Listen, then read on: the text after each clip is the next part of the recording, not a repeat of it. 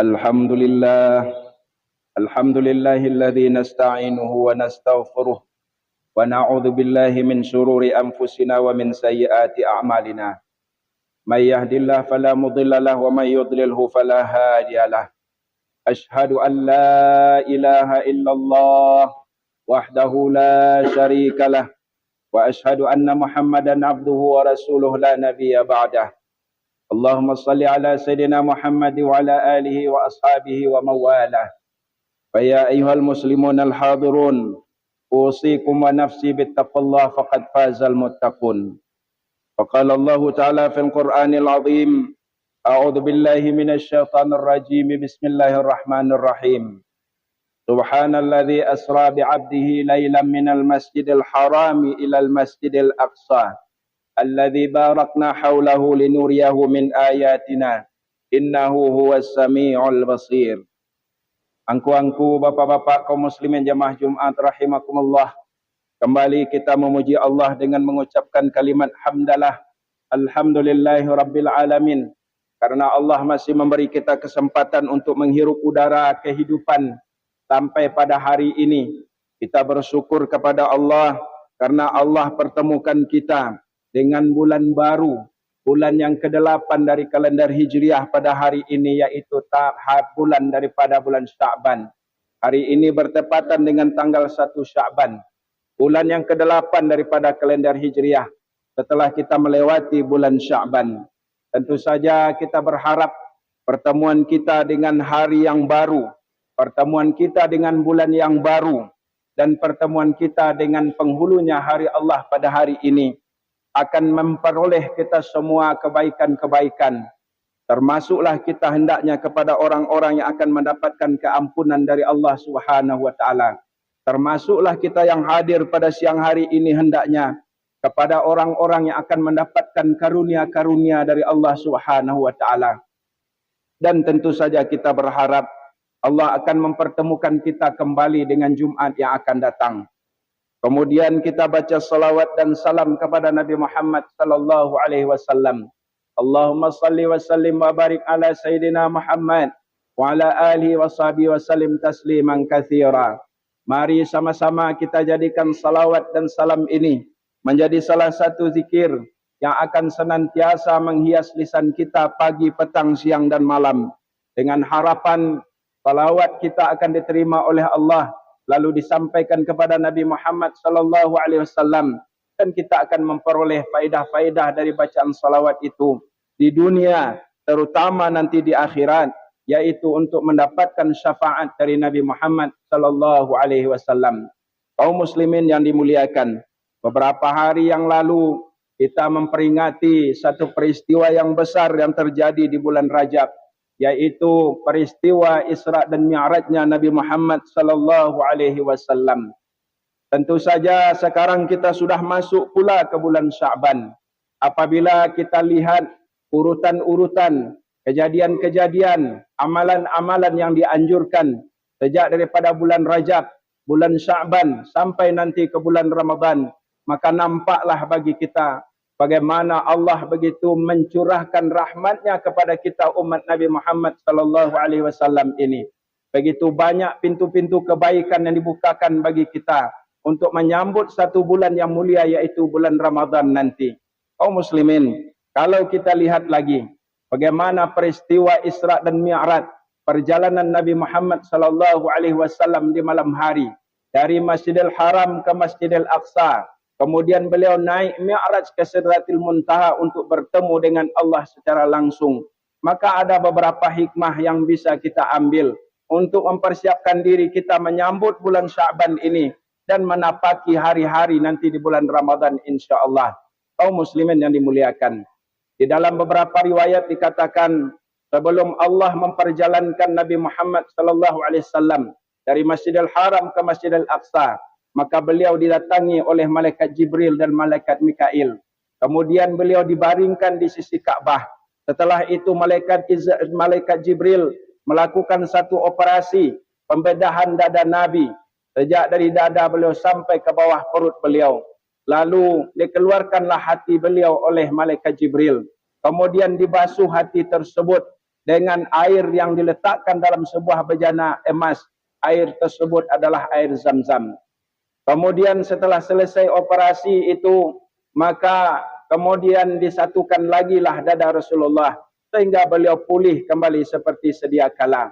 Selanjutnya beliau siap untuk melaksanakan perjalanan yang sudah disiapkan oleh Allah Subhanahu wa taala. Kemudian perjalanan yang dalam kita hitung dalam saat sekarang ini, satu perjalanan yang sangat jauh, perjalanan yang tidak akan mungkin ketika itu ditempuh dalam waktu satu malam saja. Tetapi dengan kekuasaan Allah, perjalanan itu bisa dilalui oleh Nabi Muhammad dengan pertolongan Allah hanya satu malam saja. Kemudian ketika beliau kembali dari bertemu dengan Allah Mi'raj beliau, beliau diberi oleh Allah, diberi satu perintah yang akan menjadi satu amalan bagi kita, yaitu perintah salat. Kaum muslimin, kalau secara ringkas kita lihat, maka ada beberapa hikmah daripada kisah yang secara ringkas kita sampaikan itu. Yang pertama, bahwa perjalanan Isra Mi'raj Nabi ini pada intinya adalah perjalanan Nabi Muhammad untuk bertemu dengan Allah secara langsung. Kemudian di samping juga dikatakan oleh Allah di dalam surat Al-Isra ayat yang pertama, linuriyahu min ayatina, untuk menunjukkan kepadanya tanda-tanda kekuasaan kami.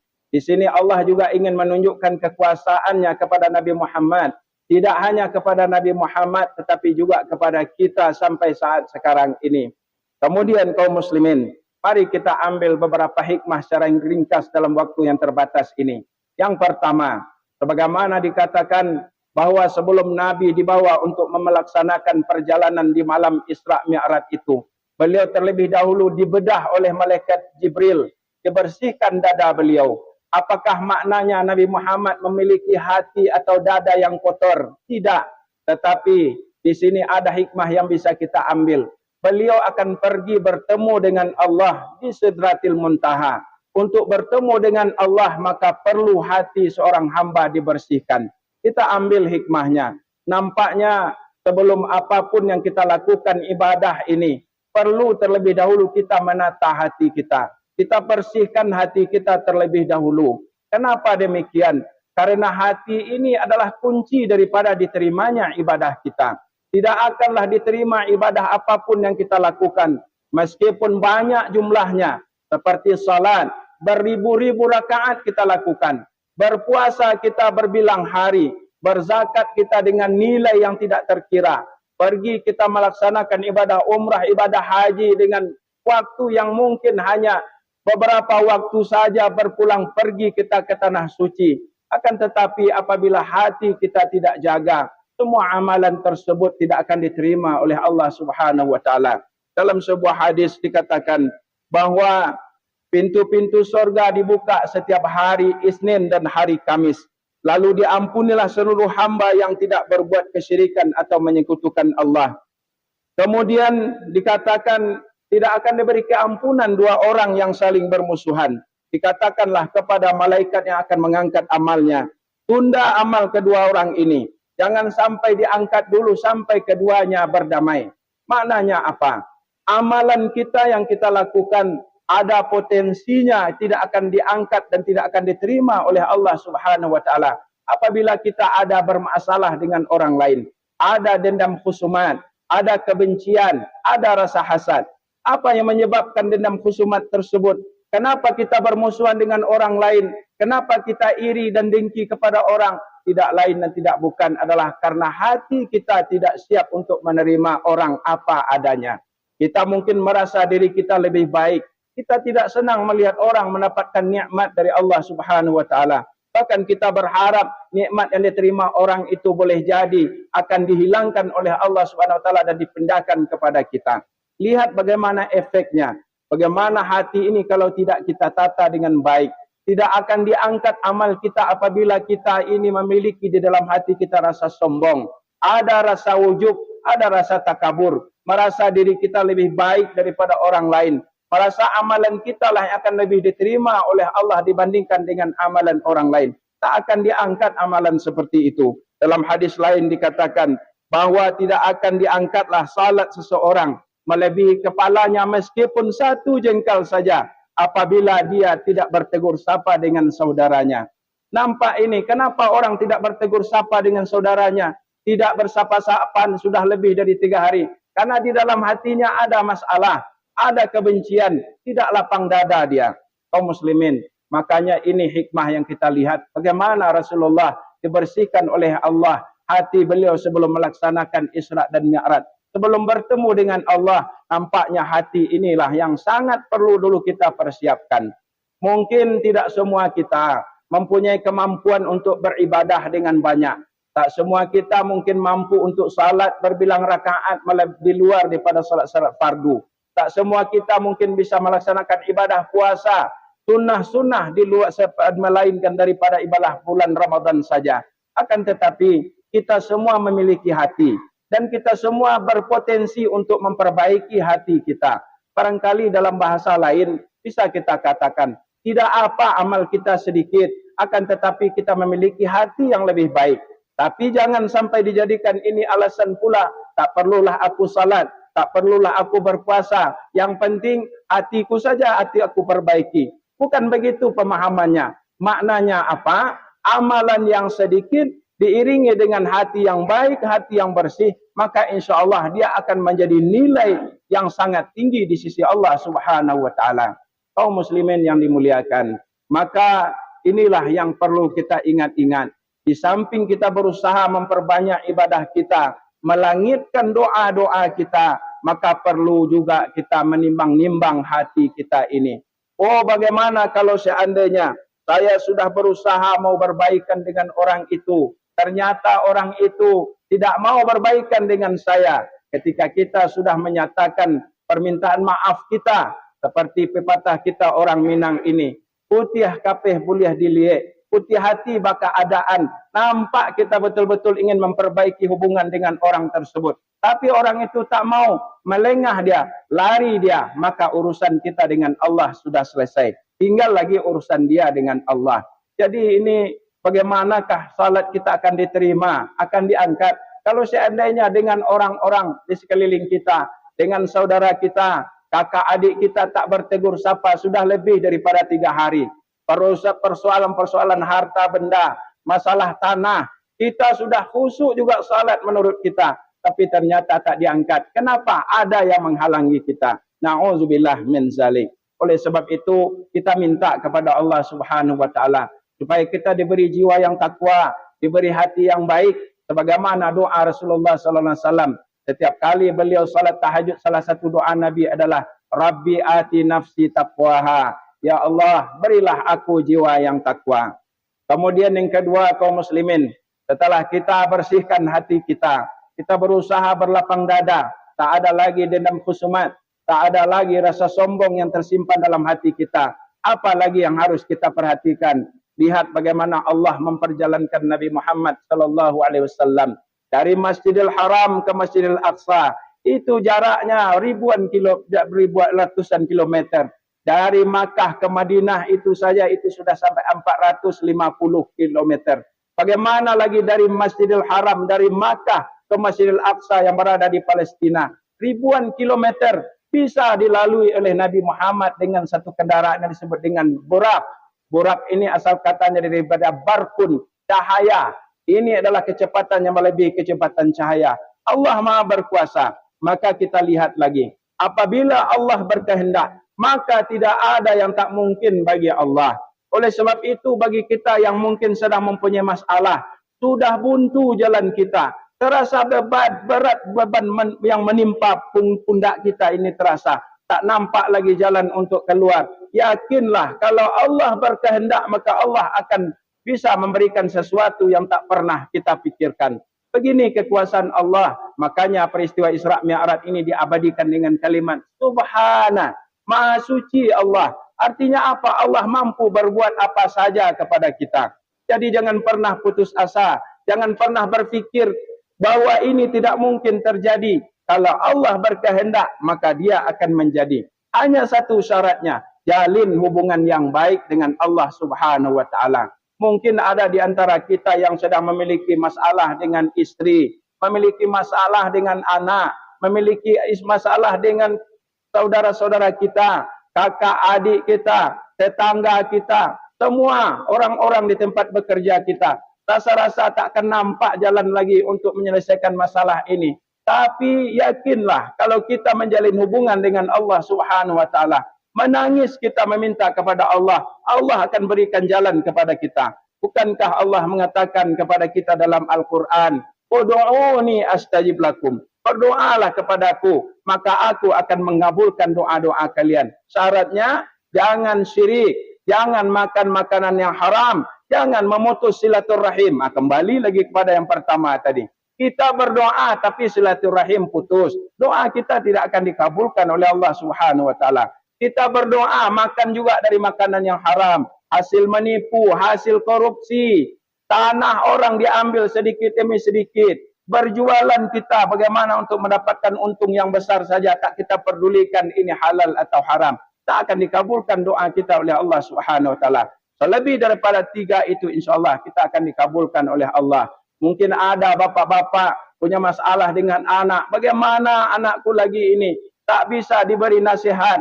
Sudah putus asa aku menghadapinya. Menangislah meminta kepada Allah. Karena Allah berkehendak, maka dia akan menjadi. Maka Allah akan melakukan. Iya sya'yakun wa illam yasa' lam yakun. Idza aradallahu syai'an ayyaqula lahu kun fayakun. Kalau Allah berkehendak kepada sesuatu, dia akan mengatakan kun, jadilah. Bisa saja terjadi yang tidak pernah kita pikirkan.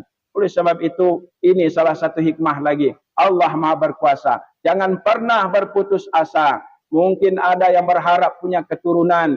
Sudah berusaha kian kemari, belum juga. Ingat Nabi Allah Zakaria.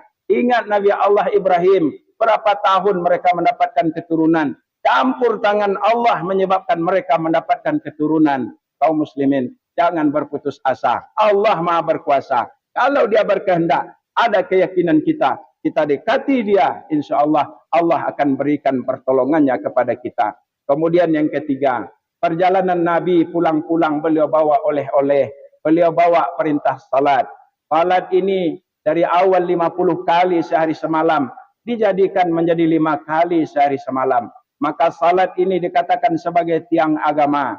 Amalan pertama yang akan dihisab nanti dan diperiksa nanti adalah amalan salat. Apabila salat seseorang baik, maka baiklah amal seluruhnya. Kalau salat seseorang tidak baik, berarti rusak pula amal seluruhnya. Maka kembali khatib mengingatkan dari mimbar yang mudah-mudahan diberi Allah keberkahan ini. Perhatikan salat kita. Jangan pernah berhenti untuk menyempurnakan salat kita. Jangan pernah berfikir, mungkin ada angku-angku yang sudah berumur 70, 80 tahun. Saya sejak kecil dulu, sejak mengaji di surau dulu, sudah pandai saya salat. Sudah pandai saya tak perlu lagi saya tambah. Jangan berkata begitu. Amal saleh yang sering kita temukan kalimatnya di dalam Al-Quran, maknanya adalah amal baik yang selalu diusahakan untuk meningkatkan kualitasnya. Semakin baik, semakin baik, semakin baik satu perbuatan baik, itulah disebut dengan amal saleh. Jadi dari perkara berwuduk saja, perlu kita lihat lagi, terlebih lagi kepada ananda para pemuda remaja ini. Sangat miris sekali kita melihat bagaimana cara mereka berwuduk. Belum berwuduk saja sudah banyak kekeliruan yang bisa kita lihat. Pergi masuk ke tempat berwuduk. Maaf saja ada sebahagian masjid yang tempat buang air kecilnya itu mungkin untuk laki-laki mesti berdiri. Masuk ke tempat buang air saja, yang pakai celana panjang kaki celananya tak diangkat. Mestinya diangkat kalau seandainya kita akan masuk ke tempat buang air kalau kita pakai celana. Angkat lebih tinggi daripada lutut kita. Kenapa demikian? Kalau seandainya kita buang air berdiri, maka air pipis kita itu, air kencing kita itu sedikit banyaknya pasti akan terpercik ke celana kita. Tapi malangnya lagi bapak-bapak ini muliakan. Pemuda-pemuda sekarang, jangankan lewat daripada betis celana, jangankan mau sampai ke atas lutut, lewat daripada betis saja tak bisa. Mereka kadang-kadang masuk ke tempat buang air itu tak diangkatnya kaki celananya. Mereka langsung berwudu, kemudian mereka langsung salat. Mesti perhatikan ini. Kaum muslimin, syarat sah salat adalah salah satunya suci badan, suci pakaian, suci tempat kita. Sampaikan kepada anak-anak kita yang laki-laki. Sampaikan kepada murid-murid kita kalau ada di antara bapak ibu, bapak-bapak yang menjadi guru mengaji. Masuk mereka ke tempat beruduk, ingatkan untuk angkat kaki celana mereka. Atau kalau tidak, ganti dengan kain sarung. Itu makanya kita dulu orang Minang ini, bapak-bapak, angku-angku. Laki-lakinya kemana pergi selalu menyandang kain sarung di lehernya. Itu bukan hanya sekedar tradisi, tetapi di situ ada hikmahnya. Apa? Kalau seandainya nanti celana kotor, tak bisa dibawa salat, kain sarung yang di leher itulah yang akan dipakai untuk salat. Jadi adat kita ini adat bersandi syarak, berasyarak bersandi kitabullah. Bukan hanya tradisi, bukan hanya budaya. Ada hikmah di balik itu. Maka salat ini sangat penting sekali. Para guru mengaji ketika menyuruh anak-anaknya untuk salat asar di masjid, mesti lihatkan bagaimana anak-anak cara beruduknya. Kemudian kaum muslimin, beruduk ini perlu juga kita perbaiki. Maaf saja bagi angku-angku bapak-bapak yang merokok. Khatib tak mengatakan halal haram merokok. Tapi ketika beruduk, kalau kita mau salat habis merokok, bersihkanlah mulut kita dulu. Jangan mulut habis merokok itu dibawa salat. Kenapa demikian? Nabi SAW mengatakan, kalaulah tak membebani kepada umatku, wajibkan mereka untuk bersiwak setiap kali mau salat. Kenapa demikian? Ketika kita salat yang keluar adalah kalimat-kalimat yang baik. Ayat-ayat, kalimat Allah. Bagaimana mungkin kalimat Allah akan keluar dari mulut yang baunya tidak enak? Jadi kalau mau pergi salat, mau pergi salat Jumat, pergilah. Kalau mau merokok, merokoklah. Tapi mau salat, itu kumur-kumurlah dulu. Sebelum masuk kita melaksanakan ibadah salat. Kaum muslimin. Apalagi perkara salat mesti juga kita perhatikan. Dalam satu riwayat dikatakan, apabila seorang hamba sedang berdiri untuk salat, maka diletakkanlah dosa-dosanya di pundaknya. Setiap kali dia rukuk dan sujud, maka gugurlah dosa-dosanya. Maka panjangkanlah rukuk dan sujudnya. Maknanya apa? Kalau mau salat jangan tergesa-gesa. Jangan cepat-cepat. Ketika rukuk, sampai datarlah punggung kita dulu. Kemudian ketika sujud, sempurnakan 7 anggota sujud kita. Mencecah ke tempat sujud, baru kita bangkit. Mana 7 anggota sujud? 1 ini kening dengan hidung. 2 telapak tangan dengan jari. Ada orang yang sujud hanya jarinya saja ke tempat sujudnya. Itu tidak sah, tidak sempurna. Mesti telapak tangan sampai ke tempat sujud. Kemudian 2 lutut dan 2 jari kaki. Itu mencecah ke tempat salat kita. Kalau terangkat salah satunya, maka tidak sah salat kita. Batal salat kita. Maka ini juga perlu kita perhatikan. Dikatakan dalam satu riwayat, seburuk-buruk pencuri adalah orang yang mencuri dalam salat. Ditanya kepada Rasulullah, bagaimana orang yang mencuri ketika salat? Dikatakan oleh Rasulullah, orang yang tidak tumakninah mereka ketika salat. Belum sempurna rukuknya dia sudah bangkit. Belum sempurna sujudnya dia sudah bangkit. Na'udzubillah min zalik. Salatnya akan menjadi sia-sia. Kaum muslimin yang dimuliakan. 3 perkara ini memperbaiki hati kita. Meyakini kekuasaan Allah.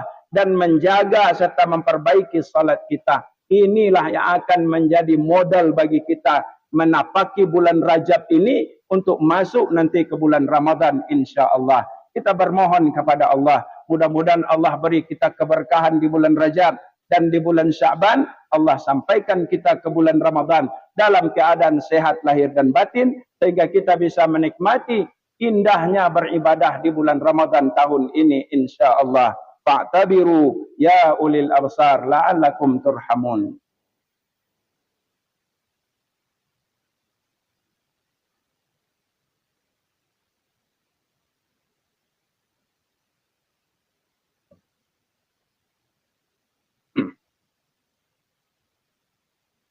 Alhamdulillahilladzi hadana lihada wa ma kunna linahtadiya laula an hadanallah. Asyhadu an la ilaha illallah wahdahu la syarikalah. Wa asyhadu anna Muhammadan abduhu wa rasuluh la nabiyya ba'dah. Allahumma salli ala sayyidina Muhammad wa ala alihi washabihi wa man tabi'ahum bi ihsanin ila yaumiddin amma ba'd. Fa ya ayyuhal muslimun al hadirun ittaqullaha haqqa tuqatih wa la tamutunna illa wa antum muslimun. Fa qala Allah ta'ala fil Qur'anil 'azim, a'udzu billahi minasyaitonir rajim. Bismillahirrahmanirrahim. Innallaha ma'al ladzina taqaw wal ladzina hum muhsinun. Sesungguhnya Allah bersama orang-orang yang bertakwa dan bersama orang-orang yang senantiasa berbuat kebaikan. Setelah kita lewati bulan Rajab, masuk lagi kita ke bulan Sya'ban. Di bulan Sya'ban ini ada satu hari yang sangat utama sekali yang disebut dengan nisfu Sya'ban. Jatuhnya adalah pada malam 15 daripada bulan Sya'ban. Hari ini tanggal 14 Sya'ban, malam ini ada satu malam yang sangat mulia sekali. Di dalam satu riwayat dikatakan bahawa Allah turun ke langit dunia memberi keampunan pada malam nisfu Sya'ban kepada orang-orang yang tidak mempersekutukan Allah, kepada orang-orang yang tidak berkhusumat dengan saudaranya, kepada orang yang tidak memutuskan silaturahim.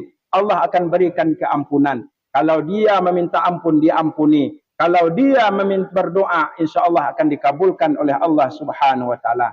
Maka jangan sampai kita lewatkan memperbanyak ibadah di bulan Sya'ban ini dengan beristighfar, memohon keampunan kepada Allah, dan kita raih keutamaan daripada malam nisfu Sya'ban itu nanti, di mana amal kita akan diangkat oleh Allah, ketetapan-ketetapan akan diberikan oleh Allah kepada kita. Maka inilah salah satu daripada nikmat Allah juga kepada kita. Dan kita berharap ketika nisfu Sya'ban tahun ini datang, kita termasuk kepada orang yang akan diberi keampunan oleh Allah dan akan diberi takdir yang baik setahun yang akan datang sejak mulai nisfu Sya'ban malam itu sampai tahun yang akan datang insya-Allah. Innallaha wa malaikatahu yusalluna 'alan nabi ya ayyuhalladzina amanu sallu 'alaihi wa sallimu taslima. Allahumma salli ala sayidina Muhammad wa ala sayidina Muhammad kama shallaita ala sayidina Ibrahim wa ala sayidina Ibrahim wa barik ala sayidina Muhammad wa ala sayidina Muhammad kama barakta ala sayidina Ibrahim wa ala sayidina Ibrahim fil alamin innaka Hamidum Majid.